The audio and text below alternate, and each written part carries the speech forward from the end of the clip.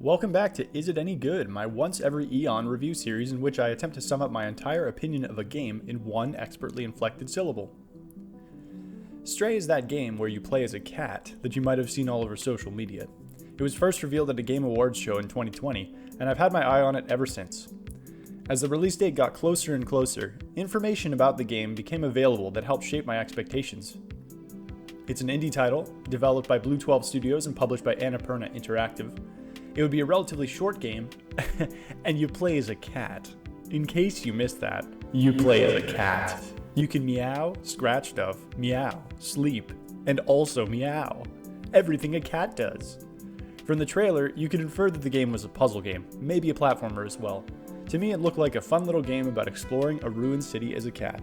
But what it really is will shock you. As with a lot of games, the hype machine grew and grew, with content creators, influencers, and many cat owners getting on social media to proclaim the game as Game of the Year, which is always a hot take, given that game releases can be kind of a crapshoot.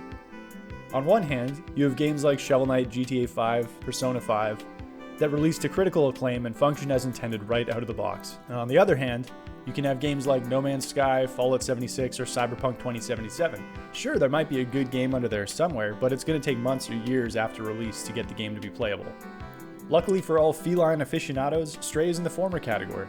The game was perfectly functional on release with no major bugs, at least that I found or saw, and all the cat-based features we were promised were intact. Press a button to meow, press another contextually to scratch at stuff, find sleeping spots all over the world.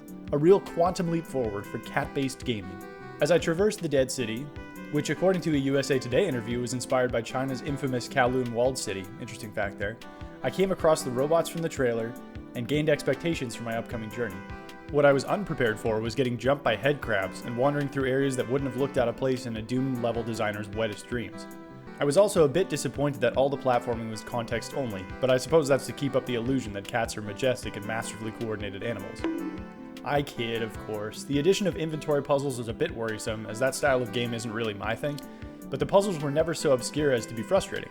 There was no instance where I had to resort to giving every NPC every item in my inventory. Actually, if you give an NPC a wrong item, they'll usually provide you with a general hint as to what you're supposed to do with it, which I thought was a nice touch. Of course, this did mean the puzzles were fairly simple, usually, but for me this wasn't a bad thing.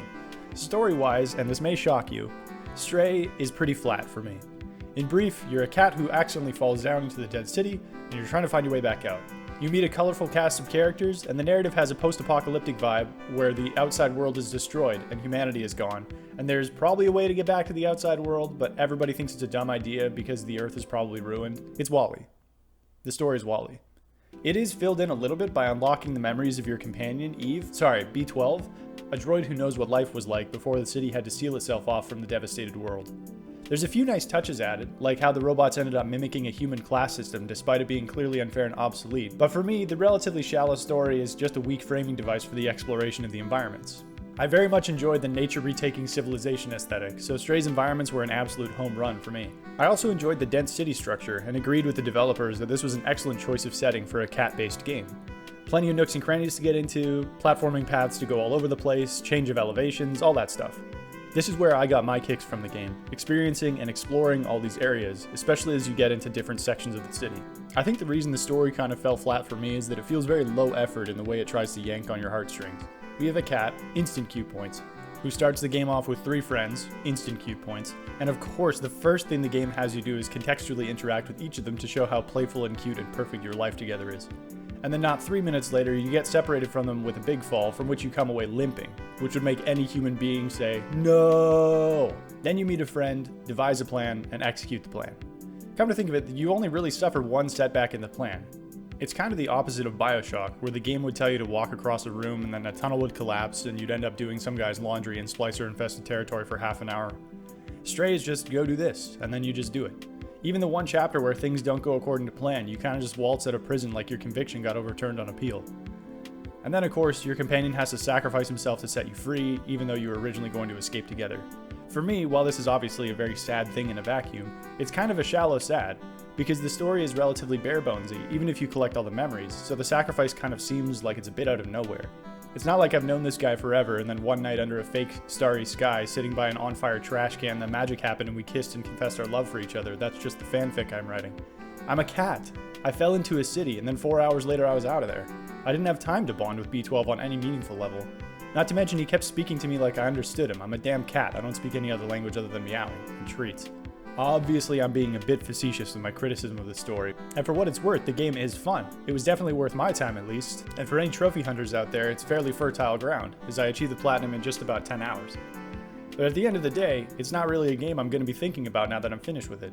I suppose that's kind of my litmus test for whether or not I consider a game great. I recently played Persona 5 for the second time, attempting the platinum trophy.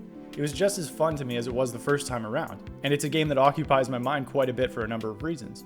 But it's not without its flaws. A fair few problematic scenes in its depiction of homosexuality and underage characters, relatively bland dungeon design, just to name a couple. And I think that's the rub.